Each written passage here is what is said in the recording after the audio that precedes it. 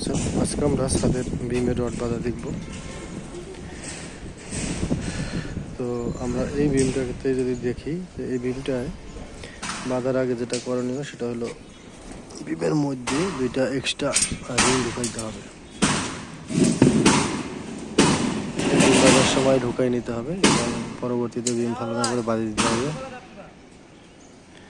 তো এরপরে যেটা হলো আমাদের মেইন রড প্লেস করতে হবে। প্লেস করার পরে এক্সট্রা টপ ফেস বার যাই কিছু থাক না কেন এটা স্পেসিফিকেশন অনুযায়ী বাঁধতে হবে। তো আমাদের লক্ষণীয় বিষয় হলো এখানে সেপারেটর হিসেবে যে রডগুলো ব্যবহার করা হবে এটি হলো 25 মিটার 1 ইঞ্চি ডায়া।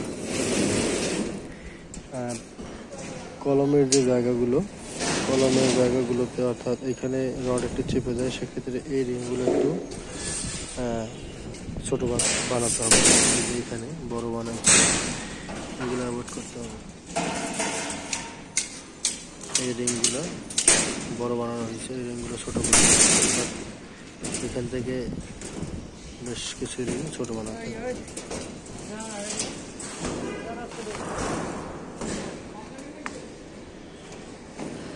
মেইন রড এবং এক্সট্রা টপ দুইটা রডই মাটাম হবে। মাটাম করা হয়েছে।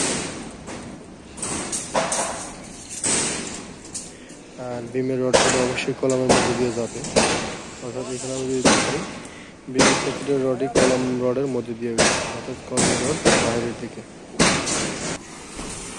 যখন একটা বিম আর একটা বিমকে ক্রস করে আর কন্টিনিউ হয় না, অর্থাৎ কলম পোর্শন শেষ হয়ে যায়, তখন উপরে লেয়ারের রডটা এরকম বাড়তি রাখতে হয়।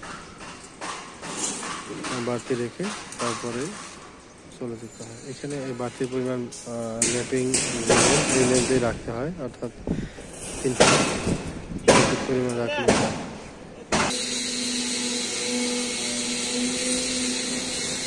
আর বিম ফেলানোর পূর্বে অবশ্যই বিমের তলা মেশিন মেরে পরিষ্কার করে নিতে হবে।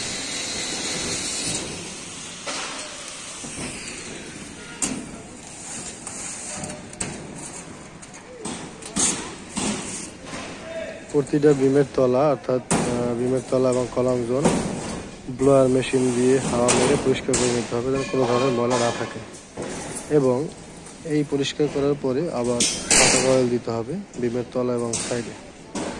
এই সকল কাজগুলো সম্পন্ন করার পরেই বিম ফেলা যাবে। এবং এই বিম ফেলানোর পূর্বে অবশ্যই বিম চেক করতে হবে, বিমের রডের ডায়া, রিংয়ের spacing, extra top face bar এর লেন্থগুলো আসলে ড্রয়িং অনুযায়ী ঠিক আছে কিনা এইগুলো চেক করবো। চেক করার পরেই আমরা এই বিমগুলো ফেলতে পারবো।